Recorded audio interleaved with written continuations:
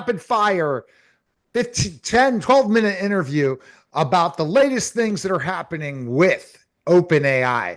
I want to go to Grok. I want to go to all those other ones.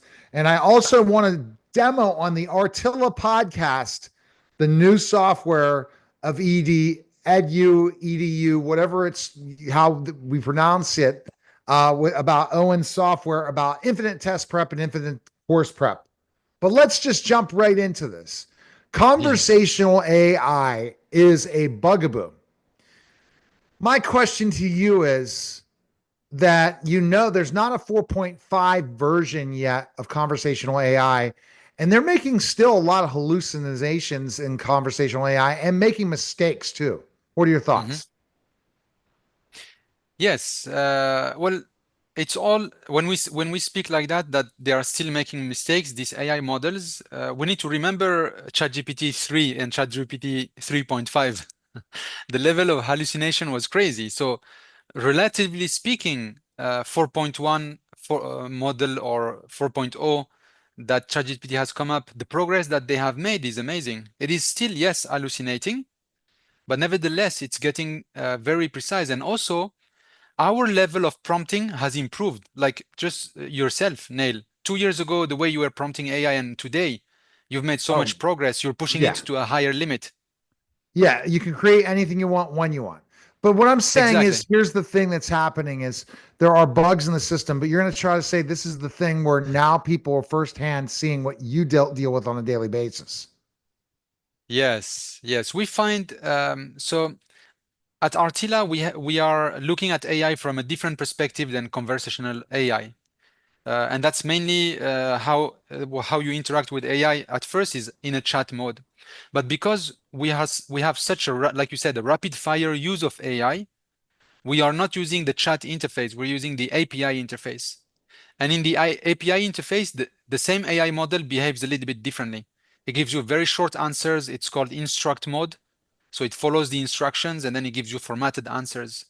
We have much more experience in there with Artilla because we go to the industrial level. We may send 50 prompts at the same time to OpenAI and get answers back.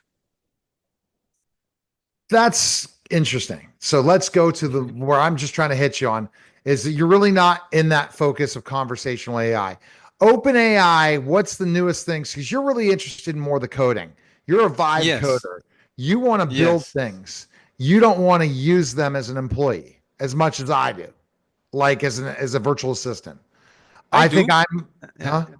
I do maybe less intensive with the less, let's say that on the spectrum of use of OpenAI, maybe I use 40% of my time, like you, is a chat mode where I do brainstorming, research with ChatGPT.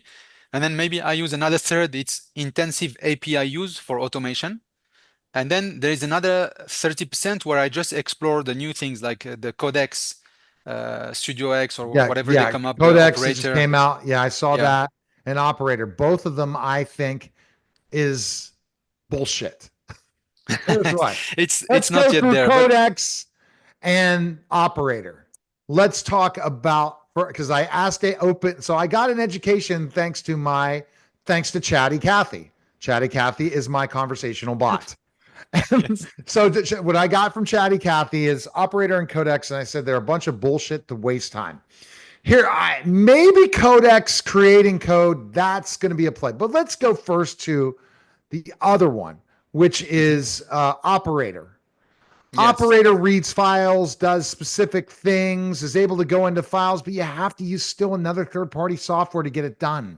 That exactly. really Yes. becomes the pain in the ass. And then why do I want, unless I'm speaking conversationally, why do I want to look at my files and spend all my time wasting and organizing files instead of going out and getting sales or looking at other infrastructure? If it's Yes. a large company, so kind of define each one of them. Let's go first with Operator.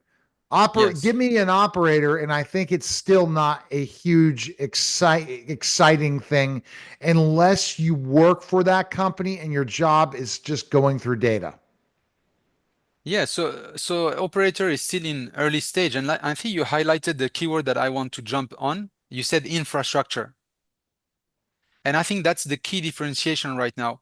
For operator to work, it needs to access an operating system, which is the digital infrastructure. So operator spins up a Linux server behind your prompt. So it spins up like a desktop open OS, and then it launches the browser. So they're trying to kind of give you a cloud infrastructure to run the AI on it and execute the commands that you want.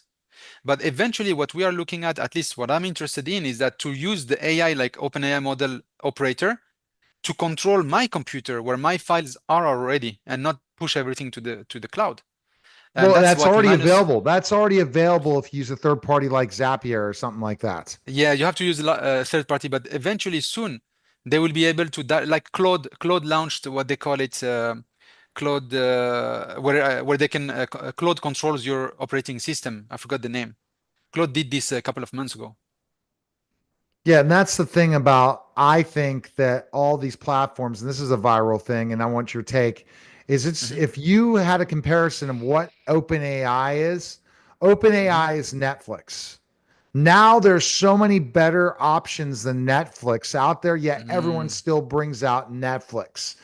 Do you see that comparison happening? Like there's so Yeah, many I see different what you streaming mean. platforms. It's going to same thing. That's why working with a company like yours or Owen at EdU is going to Yeah, make it a much better situation, because you need the best of both worlds. There's that's no right. bundle right now to take every streaming platform and put it into one package. You got to buy each one of those individually as monthly reoccurrence. Yes. I see the same thing happening with AI, but to a Yeah. different level. Good. No, definitely. And that's why with Artila, we kind of pivoted to a new way of how we look at our software. Our software is just one part of the ecosystem, because our users, they're asking for more. They say, I have the software, but I have to piece it with Zapier and this and that. And then, so we said, okay, we're going to offer an AI automation infrastructure. And that's what we're doing now. We spin a server for you. We install the tools that we need. We install Artila, we get Llama 3.2, whatever, DeepSeek, and then we create that ecosystem. And now you can do whatever you want within an environment and an infrastructure that belongs to you. Your data is there, Right. and Yeah, the that AIs you're are working. going exactly. You're taking Yeah, that.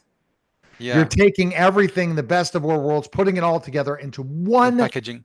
one packaging, because you want the best of everything.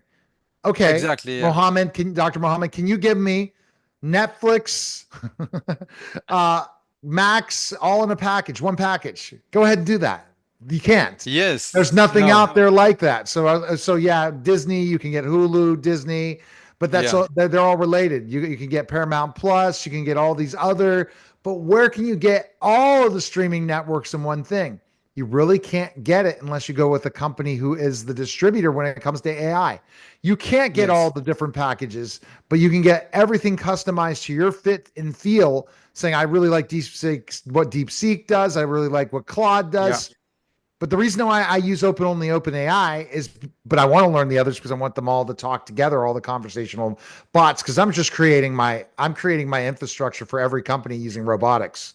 That's very my good. goal. That's my envision in 10 years, 20 years. I know for a fact I am not going to be able to become what, build robots, but I'm going to be able to build the infrastructure. Look at robots Yeah, like cars.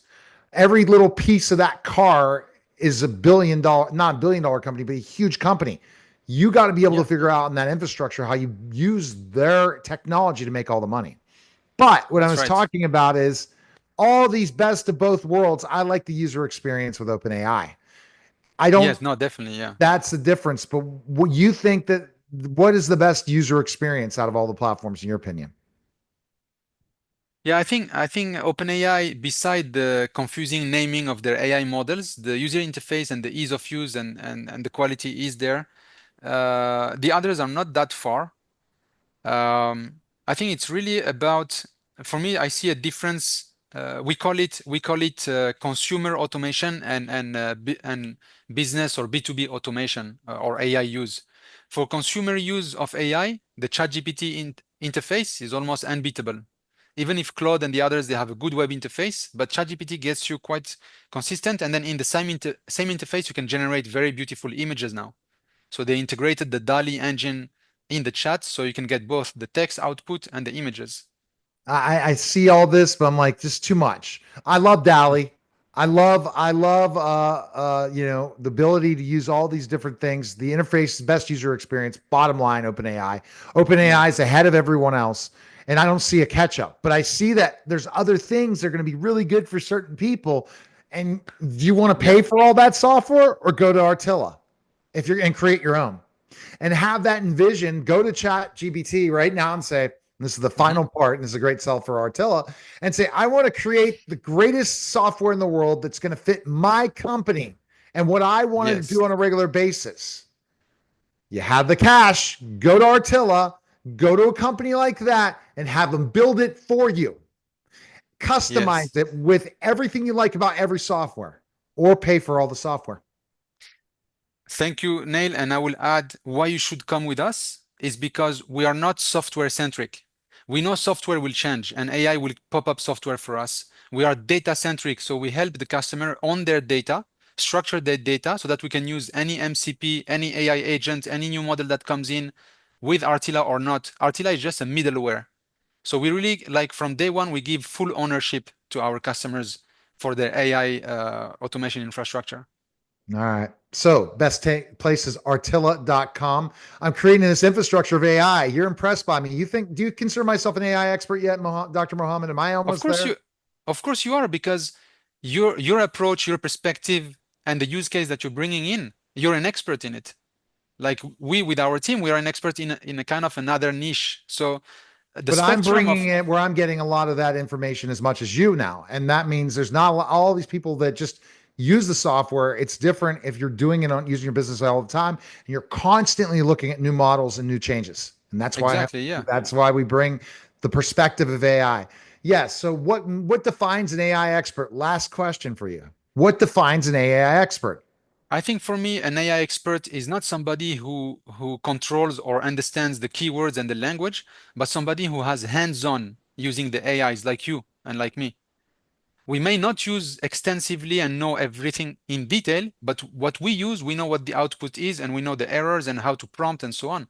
That's I think expertise. It's experimental expertise, not semantic and academic expertise. All right.